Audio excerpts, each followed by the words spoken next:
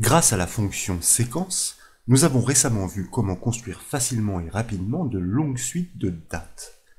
Couplée à la fonction série jour ouvre INTL, elle permet de reconstruire tous les jours du calendrier, sans les week-ends, et ce, à simple validation d'une formule triviale.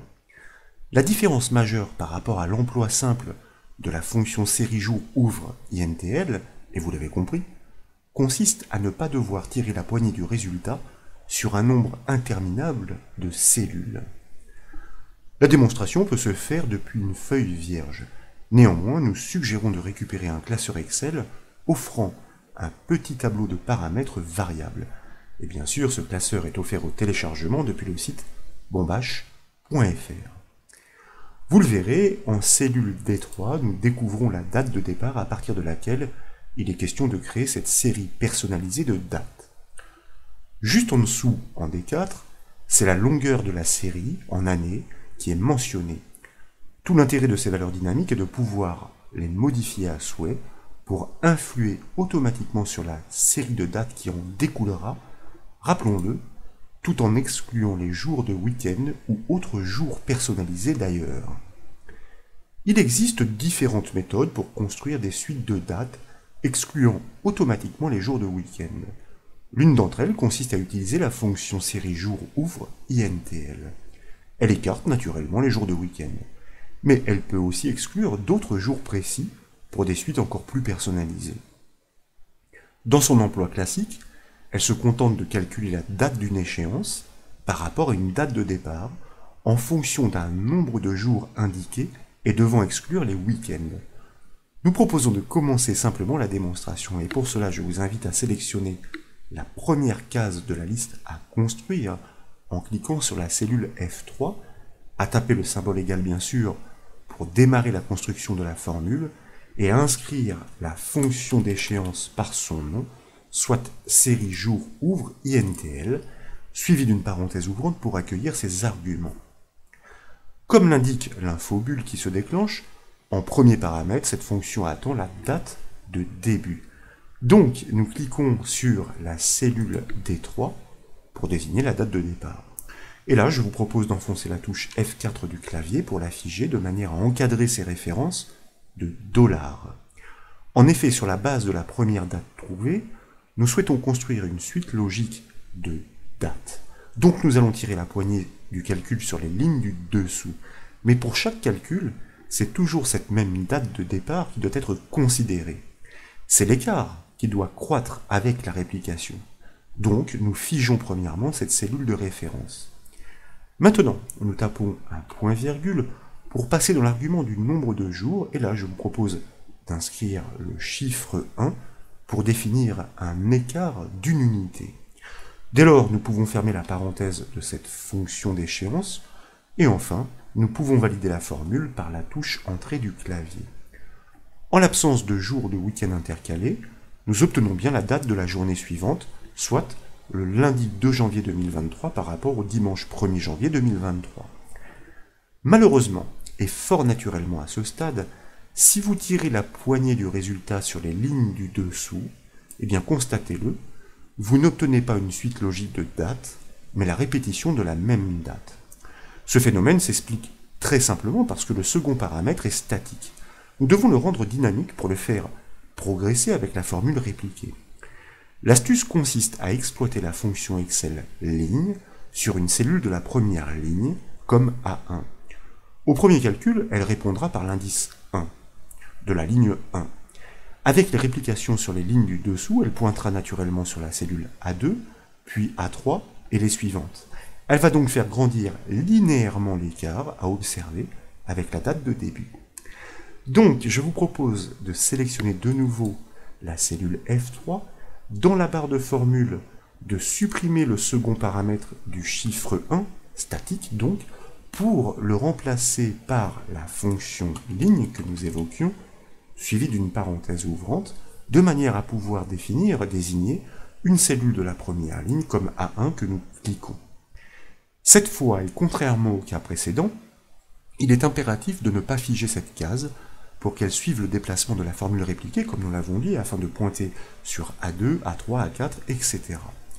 Nous pouvons donc maintenant fermer la parenthèse de cette fonction ligne pour ensuite valider la formule par la touche Entrée du clavier. Désormais, si vous tirez de nouveau la poignée de ce résultat sur les lignes du dessous, vous avez le plaisir de constater que vous créez une suite logique de dates à partir de celles mentionnées en cellule D3. De plus, et grâce à la fonction série jour ouvre INTL, les jours de week-end sont naturellement sautés. À chaque vendredi, une rupture est observée.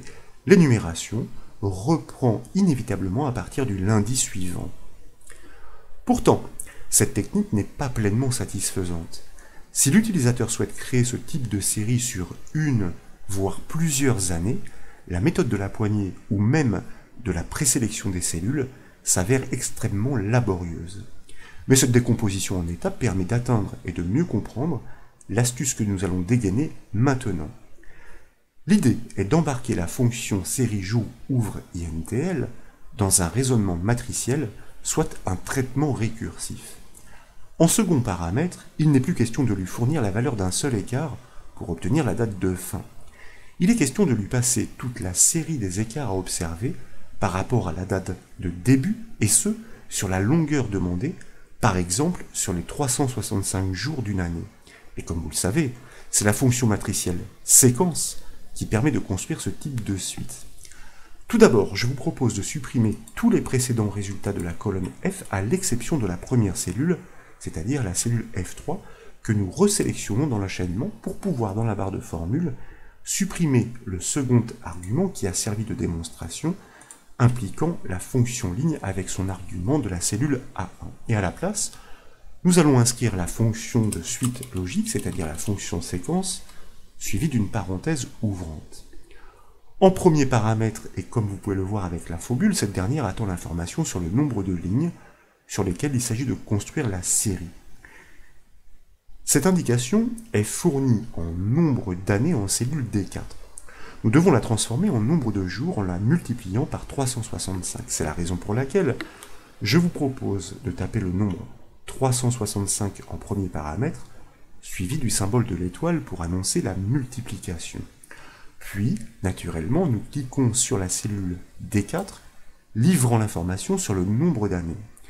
Dès lors, nous pouvons taper un point-virgule pour passer dans l'argument du nombre de colonnes. Cette série doit progresser en ligne dans une seule et même colonne. En conséquence, nous tapons le chiffre 1. Nous tapons un nouveau point-virgule, cette fois pour atteindre l'argument du point de départ. Et là, je vous invite à inscrire le chiffre 0. De cette manière, nous considérons la date mentionnée en premier paramètre de la fonction série jour ouvre INTL sans l'altérer, ni incrémentation, ni décrémentation. Enfin, nous devons définir le pas de la série. La progression doit être linéaire, de jour en jour. Nous tapons donc un dernier point-virgule pour atteindre l'argument du pas. Nous inscrivons le chiffre 1. Nous pouvons fermer la parenthèse de la fonction séquence. Et il ne nous reste plus qu'à valider la formule par la touche Entrée du clavier. Cette fois, et comme vous pouvez l'apprécier, nous obtenons bien une longue suite logique de dates, excluant les week-ends. Elle débute bien à partir de la date mentionnée en cellule D3 et se répand effectivement sur le nombre de jours correspondant au nombre d'années demandé en cellule D4. D'ailleurs, désormais, il suffit d'influer sur ces deux paramètres, la date de départ et le nombre d'années, pour recomposer complètement une nouvelle suite. Je vous laisserai essayer. Si vous atteignez la fin de cette liste, par exemple, en enfonçant la touche fin et la flèche du bas du pavé directionnel, vous remarquez qu'elle déborde allègrement sur l'année suivante, malgré les 365 jours demandés à l'origine, en raison naturellement de l'exclusion des week-ends qui faussent ce décompte. Enfin, et sachez-le, si vous influez sur le troisième paramètre, certes facultatif, de cette fonction série jour ouvre INTL, nous allons nous y placer dans la barre de formule, vous pouvez, comme vous le remarquez, définir d'autres groupes de jours à exclure de l'énumération pour construire automatiquement d'autres longues suites de dates très personnalisées. Voilà donc pour cette nouvelle astuce embarquant une fois de plus la fonction séquence, cette fois-ci pour construire automatiquement des séries de dates personnalisées. J'espère qu'elle vous a plu. Si c'est le cas comme toujours, je compte sur vous pour mettre un petit j'aime à la vidéo et comme vous le savez, vous pouvez retrouver toutes les astuces et formations sur le site bombache.fr. Je vous remercie.